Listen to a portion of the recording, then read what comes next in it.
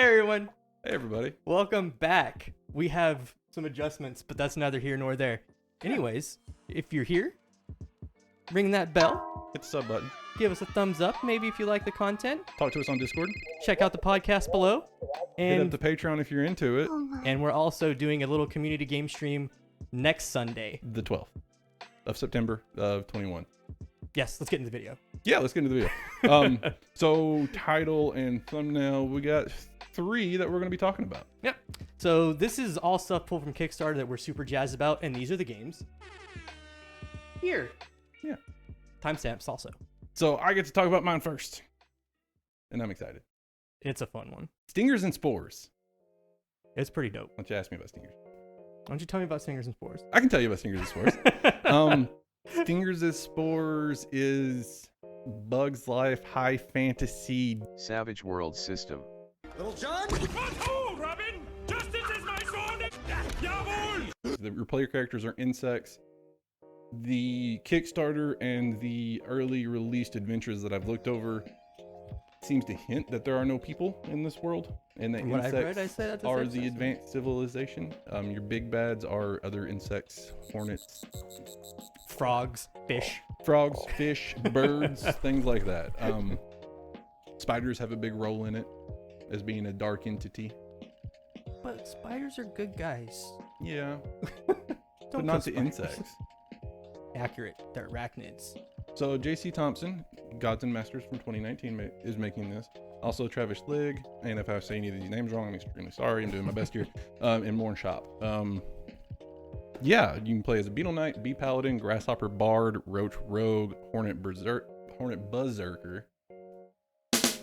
Yep. Any other combination.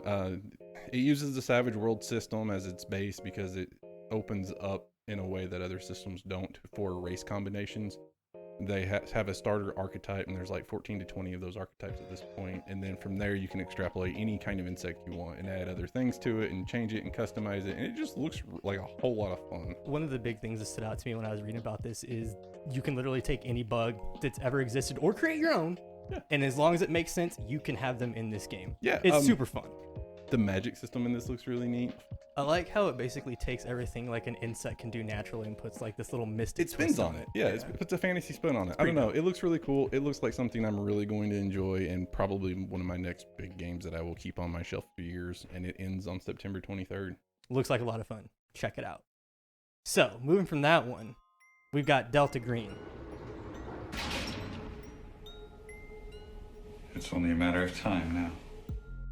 Oh boy, Delta Green. So Tell me about Delta Green. first and foremost, I wish I'd have known about this game a long lot time ago. sooner, than before I started So, looking at the Kickstarter. How old is Delta Green? Came out in the 90s, man.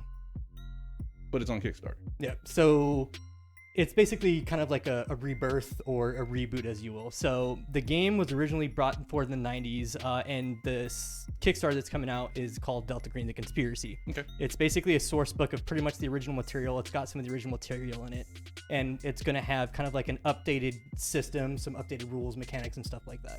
So we could call this version 2.0. Kind of. Kind of, sort of. Kind of. Yeah, I think that's a safe way to put it. Something that's really neat they're doing, they're basically redoing all the art in the entire book. Everything that's been kind of like grayscale, black and white, they're basically bringing it into full color.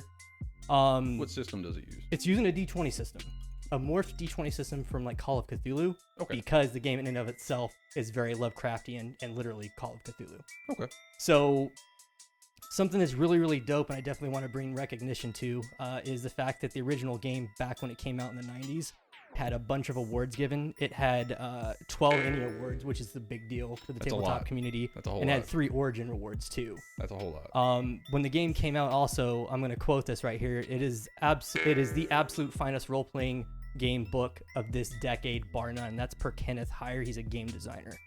So what kind of set? You said modern horror Cthulhu. Who are the players? What are they doing? So the players in of themselves, like the closest I could kind of describe it to like a setting that a lot of people be familiar with would be kind of like Constantine or X-Files ish, but with a spin.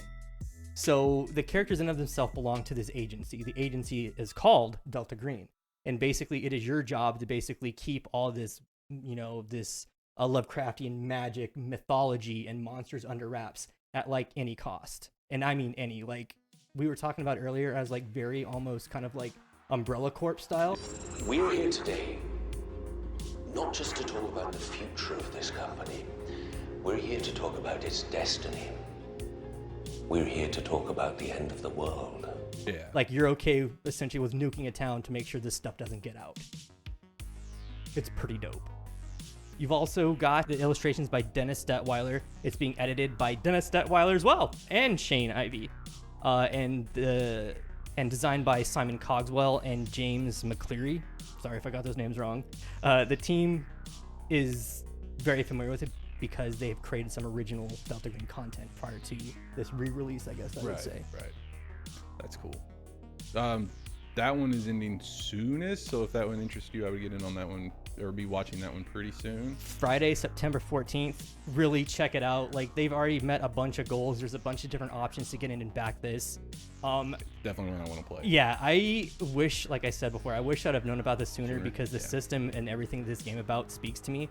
And one thing that I definitely want to kind of drive before I move forward is what makes this game speak to me personally is it is designed, and even in the rules, like they do not want you to break the mood. Right. So they don't want you cracking jokes unless it's something like your character would do, just to kind of give the I'm funny at the table kind of moment. Right. They want the ambiance, and that is very dope to me. I like that. I think it adds a neat layer to it. It makes it very much in same vein as Vampire the Masquerade then, as far as staying in character and that kind of thing. Yeah. Now the other one that we're going to talk about, we covered their other game. We talked about City of Mist. Yeah, the developers of City Mist got a game coming out. Shout out to Amit, Matter Spec Man, we love you. Their next game is called Queerz. It is a Super Sentai infused LGBTQIA game for the most part. Yeah, based on a manga series created by Japanese artist Isago Fukuda. And the manga was the same title. It was called Queerz. The art looks really cool. is so good, and we're going to hopefully have some of that going on right now. It's kind of like City of Mist books. It's comic panels and manga panels, and it's beautiful, and it's full color, and it's brilliant. Uses the City of Mist actual system, so it's more of a reskin of that system, but I feel like some things from that system actually work better for this setting. So he was talking to me a little bit of, and it makes, I understand where he's coming from. I've never ran a City of Mist game, but he understands and like kind of agrees with how like the statuses work in this game a little bit more so than they do in City of Mist. Why don't you talk about that a little bit? Okay. This is, you're not fighting to take down the bad guy, you're fighting to take down the ignorance that the bad guy has. I think it's a really neat concept. It's rad because with everything that's going on in the world and stuff like this, like everybody is going to have things that they don't know about, that they don't understand. The whole concept of this game is to not essentially beat it out of these people, but to help them come to terms with and at least understand. Work toward acceptance and understanding. Yeah, so that's Queerz. I'm really stoked about it. The art's fantastic. The message behind the game is super, super awesome. I agree. Check it out. It launches on the 14th or the 12th. The Kickstarter goes up. So it's going live on the 14th, and Yes. they're going to basically be releasing it the same way they did City of Mist when it came out. It's going to be kind of like their little introductory play box kind of thing. Yeah. They're really known for it, and City of Mist has won awards for that box set. So definitely check that out down below. It's a cool box set. I know the City of Mist one came with a bunch of pre-gen characters to kind of get you familiar with it, how to play, the general rules, and of early adventure as well. That was pretty well put together. But yeah, this wraps up all of those fancy little games that we're super stoked about. We hope you're jazzed about them too. And these are all for September. So if it's past September, you can probably find these for sale coming up soon. Or if it's way past September, you can find these for sale somewhere. Maybe you'll find them on the shelf somewhere. Right? That would be cool. Future-proofing content. Let's go. Until then, stay awesome, be excellent, and love each other. Peace. We'll see you. We're out.